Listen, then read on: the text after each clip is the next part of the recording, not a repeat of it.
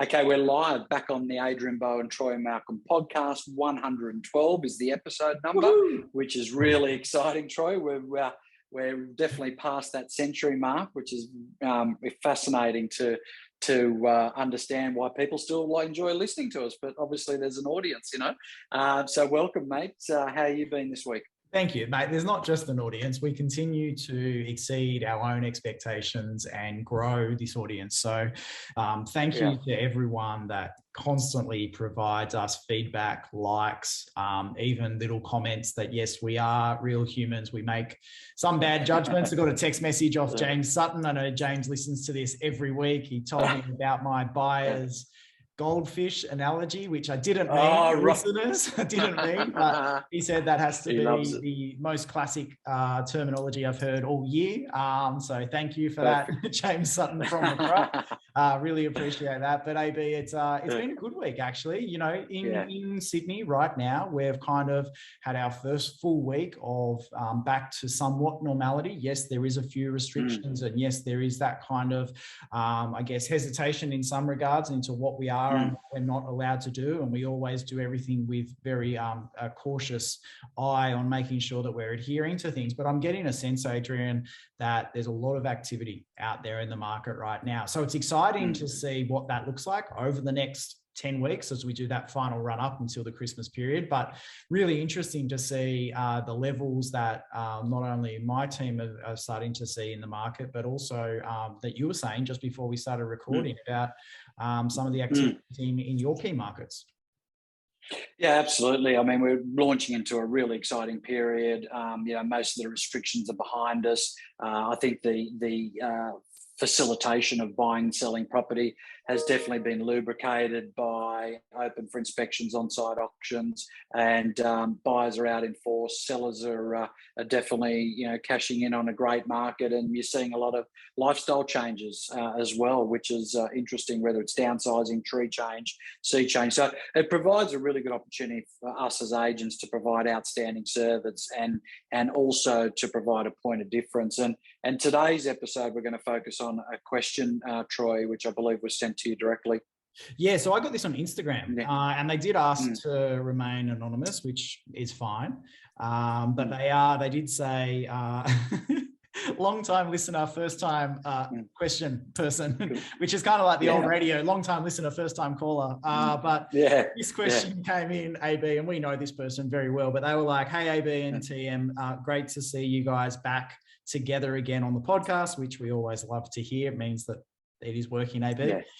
Second one is, the main question was, out there in the moment, there's a lot of change happening in regards to what clients' expectations are from agents. In your opinion, Adrian, what is the most important skill right now for real estate agents to master before the end of the year? It's a great question. Yeah, terrific, and it certainly doesn't beget a short answer. It'll be, as always with me, Troy, and you. We'll do a deep dive and have a look at it. So, we certainly couldn't put it down to one particular skill. We'll have to unpack a couple, Troy. The first one that comes to mind for me is, as cliche as it might sound, to have the right state, the right energy, or the right mindset, whatever you want to call it. But at the end of the day, unless you're on purpose and unless you've got the right mindset, the right laser beam focus in terms of, okay, there's 10 weeks, let's call it. How many properties do I need to sell? Therefore, let's reverse engineer that. And if we know how many properties we need to sell, how many do we need to list? And if we're looking at how many we need to list, how many appraisals does we need to actually do in order to get those appraisals? How many people do we need to get face-to-face in front of? And therefore, if we go back even further, how many calls do we need to make? And therefore, if we go back even further, what's our database look like? Is it anemic, or is it actually flowing with a short list, a hot list, or a hit list, or a chase list? So it all roads lead back to that chase list, or that data, if you like, and how many calls that you're actually making. So it's actually not that difficult to work out when you put it through that type of formula, if you will. So mindset, obviously, you and I both agree on that, is critical. Now, whether that's a morning ritual, whether it's focusing on your KPIs, whether it's being accountable on a daily or a weekly basis, but certainly no longer than weekly, whether it's doing your exercise for 31 minutes a day or an hour a day, whatever it is, whether it's journaling, whether it's spending time with loved ones, whatever it might be. So mindset is absolutely critical. Then the next one, sequentially, in as far as I can see, is process. Process sets you free. Having systems and checklists set you free. Why even consider reinventing the wheel every time you list and sell a piece of real estate? Do you have a checklist? Do you have a process? And these don't have to be complicated, Troy. These can be a 3 or 4 point admin checklist once a property lists or sells, and then a 3 to 4 point success marketing checklist. And some examples respectively might be: contracts go out to the solicitors, and success marketing might be an hour worth of geo-targeting to your database. So I mean, obviously in my masterclass I go through a whole bunch of checklist items like that, but the process is absolutely critical. And a process looks different for every agent. I've had a coaching session with someone this morning, and his model is he's got 2 associate agents, and both of those associates do the admin for each of the listings they're working on. And then I had another session with another lead agent who was very specific on having one team member purely focus on admin and another one purely focus on dollar productivity. Both are very, very successful and effective agents, but process just looks different, Troy. So I'm sure you're finding the same thing with your agents that you're working with. Yeah, I was going to say, Adrian, I know that you and I have always been big believers, and I think I learned this very early on in my career from you being a sales leader and running, one of the original team structures at McGrath way back in the day, was the fact that you would break your processes down to its simplest form. And the reason why you did that, regardless whether the team member had been with you for 5 years or whether it was their first week in your team, they picked up those processes and they followed them, and you made it really easy. So the example that you used made me smile when you said take the contracts and send them to the conveyancers or the solicitors to make sure that that task is performed. That's the reality. In this business, it's very easy to overcomplicate things. And I think if you simplify the process, you're definitely going to get to a point that it becomes seamless, regardless whether you're a 1-person team, you're a 2-person team, or you've got a team of 5 people working with you. The other thing, Adrian, that I always notice when you talk about process, and again, I've adopted this into all of my teams, is the fact that the process remains the same, but you have a structured monthly review meeting where you go through and work out, is the process still relevant? And the reason why I say that now to our listeners is, yes, everything's changed. We know that. Right? So the processes you were running pre-restrictions or in 2020, at the start of 2020, to where we are now, October 2021, those processes and the systems you have probably changed. The question I have for everyone is, have you actually taken the time to review all of those processes and actually make sure that they remain relevant? Because if you're taking time and you're spending time on things that aren't relevant, then you're going to miss opportunities. You're going to take away from really high dollar productive activities. So those 2 points, Adrian, they just made me resonate about the good old days where I think I'd walk past your office and knock very tentatively and say, "Excuse me, Mr. Bo, do you have a checklist for me?" Right? Yeah. I remember those days so clearly. They weren't that long ago, actually. They feel like a long time ago, but they actually weren't that long ago. Yeah. No, it's interesting you say that, because we do still conduct that on a monthly basis, and all the teams that I work with, I encourage the same. And I'm actually fascinated, Troy, every 30-day cycle, how dramatic the alterations to checklists are, because what tends to happen is, one item will become redundant, another one perhaps, wasn't in place where something occurred in that past 30 days that did require a process, yet we hadn't had one for it.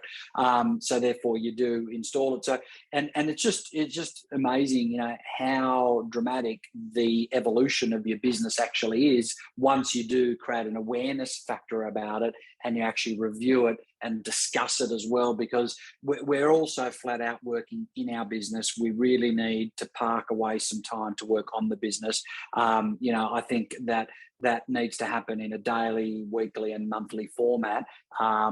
Daily only needs to be for 10 or 15 minutes. Weekly needs to probably be for half an hour, and monthly needs to be for an hour. I mean, we don't need to, spend all our time, obviously reflecting and staying, in terms of focusing on the outcome, because we want to be process driven the entire time. But, at some point you do earn the right to pop your head up and say, right, at a helicopter level, is everything working? Are everyone in the team staying in their lanes? Or if you're a standalone agent, have you parked a time aside to focus on non-dollar productive activities and then do dollar productive activities? I still remember yesterday when I was a standalone agent on my own, Troy, and, I controlled my diary, otherwise it would have controlled me. So between 7 and 9 a.m. without fail, anything that popped up in the last 24 hours, that's when that was admin and non-dollar productive. That's the time I would do it. I would come in the office at 7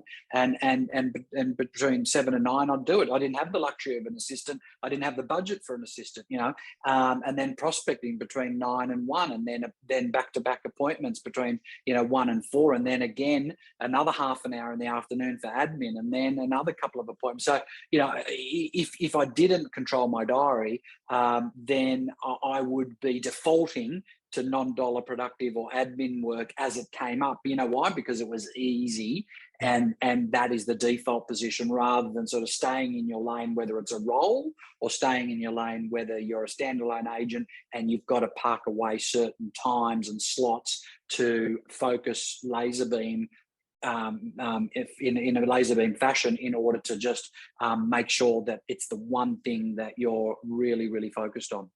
Yeah, and I think that brings us to our next skill that I think everyone should be really focused on mastering towards the end of this year and going forward. Every single day I hear from the agents we work with, Adrian, about managing time. Oh, I don't have any more time, Adrian. How do I do that? I need more time. I need to do this.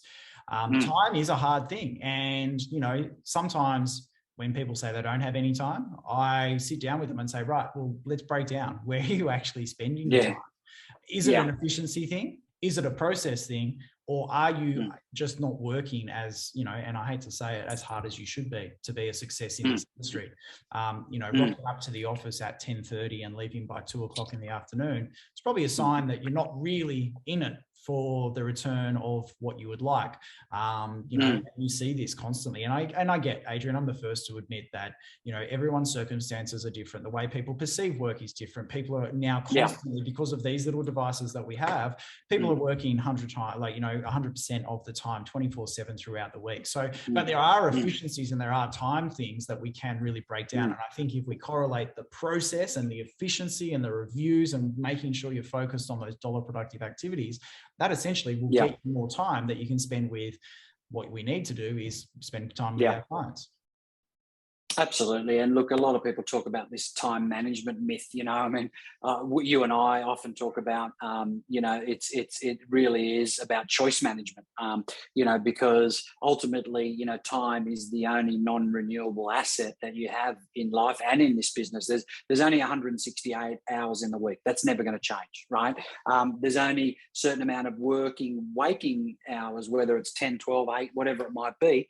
Ultimately, the 80% club, which is what we might talk about, which is, sort of the majority of agents. The reason they're not in that 20% club, which is earning 80% of the income in our industry, that's how fragmented it is because they're not using time as efficiently. They're not necessarily more or less skilled or more or less remarkable. The 20% club are really hyper dollar productive on time, and they see it as a non-renewable asset, and they are ensuring that every working hour is something to do with prospecting, listing, negotiating, selling, or keeping a deal together. Really simple. Yeah. Adrian, and as we start to wrap up, the final one that we discussed before we started recording, and it is a skill. I know that it probably won't sound like a skill to most people, but it is a skill, is courage, right? Because now, as we're 10 weeks, 9 weeks out from the Christmas break, those agents that are having courageous conversations, are taking courage to approach their pipeline, are really out there pushing the boundaries of what's possible for them, not overstepping the mark with any of their clients. Don't get us wrong. We're not trying to say that. Yeah. Really driving what's possible in the final 8 to 10 weeks before the end of the year. They're seeing the returns. Yeah. They're going to finish the year, and some of them are going to have their best years ever in real estate, and they're going to set up the start of calendar year 2022 in huge momentum. And then there's going to be others that are going to, blink and say, what just happened then? I just missed out on 30% of the deals. Absolutely. Encourage, it's almost an arbitrary skill, if you like. It's not a tangible one. It's something that is probably a bit more abstract. But in saying that, it can be the difference between being good and being extraordinary. So if you're at a listing appointment, you can have a great listing appointment, Troy. But being courageous is that last 5%.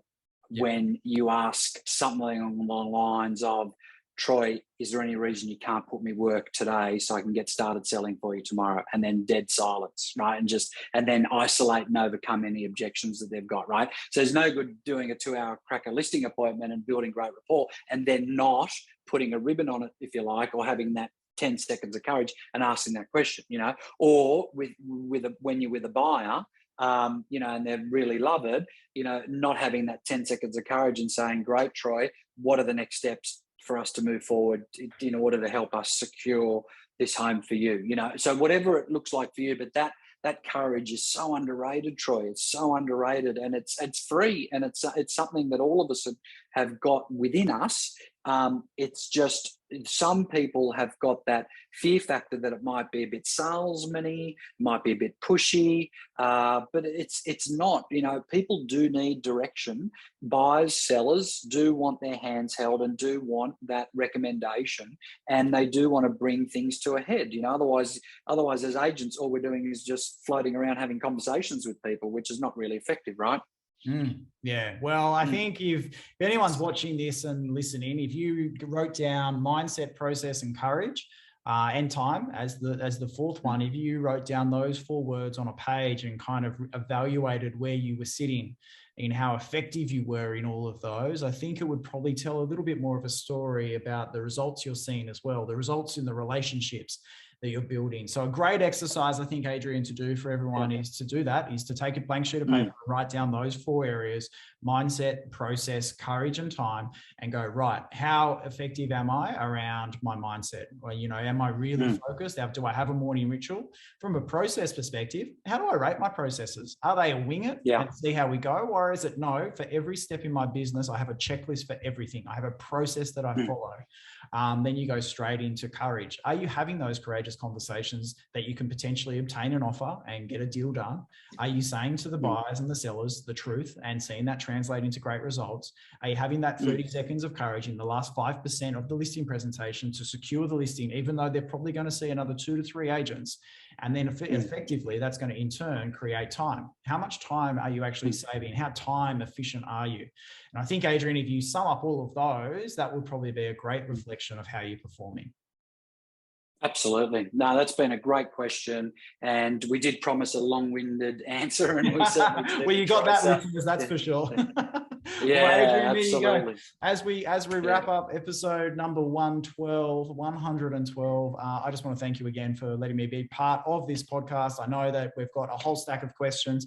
Guys, we're going to continue answering the questions over the next couple of weeks, but that doesn't mean that we're not still reading the questions you're submitting, because we're going to take out of the total pool of questions, what are the most relevant to the market right now? And we're going to be answering those. So even though we do have a backlog, please continue to send them through, because we have them on a spreadsheet and we're picking out the ones that we're noticing with our coaching and training and our teams that are most relevant out there in the market right now. AB, episode number 113 coming to you same time, same channel next week. Thank you. Good luck out there to the agents. It's selling season, right? There is a lot of results happening. So keep up the great work. Remember, what you're doing out there today is going to leave an impression on your buyers, your sellers, your people in your community for a long time to come. So don't leave any stone unturned. Make sure you're doing everything right. AB, thank you again. Episode 112. That's it. AB podcast. We'll see you next week. Thanks, Troy. Thanks, listeners. Bye.